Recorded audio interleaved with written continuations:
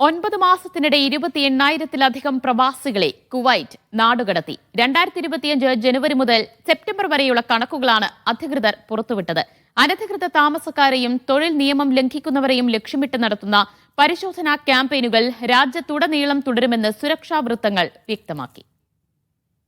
അനധികൃത താമസവും തൊഴിൽ നിയമലംഘനങ്ങളും നിയന്ത്രിക്കുന്നതിന്റെ ഭാഗമായി കഴിഞ്ഞ 9 മാസത്തിനിടെ 28,000-ത്തിലധികം പ്രവാസികളെ കുവൈറ്റിൽ നിന്ന് നാട് കടത്തിയതായി സുരക്ഷാ വൃത്തങ്ങൾ അറിയിച്ചു.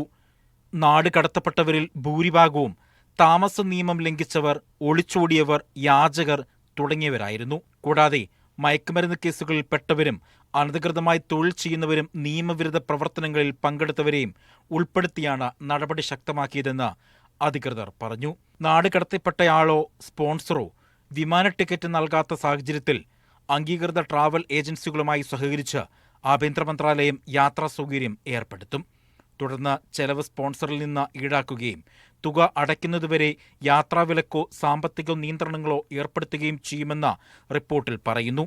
സാധുവായ പാസ്പോർട്ടോ അടിയന്തര യാത്രാരേഖയോ ഉള്ളവർക്ക് നാടുകടത്തൽ നടപടികൾ സാധാരണയായി 3 ദിവസത്തിനുള്ളിൽ പൂർത്തിയാകും.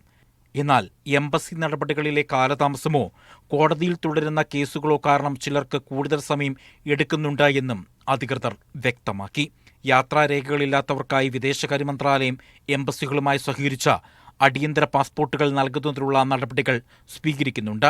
രാജ്യത്തിന്റെ സുരക്ഷയും ക്രമസമാധാനവും ഉറപ്പാക്കാനുള്ള ആഭ്യന്തര മന്ത്രാലയത്തിന്റെ തുടർച്ചയായ ശ്രമങ്ങളുടെ ഭാഗമായി വിവിധ പ്രദേശങ്ങളിൽ സുരക്ഷാ ക്യാമ്പയിനുകൾ തുടരുകയാണെന്നും ആയിരക്കണക്കിന് നിയമലംഘകരെ അറസ്റ്റ് ചെയ്യുമെന്നും റിപ്പോർട്ടുകൾ സൂചിപ്പിക്കുന്നു.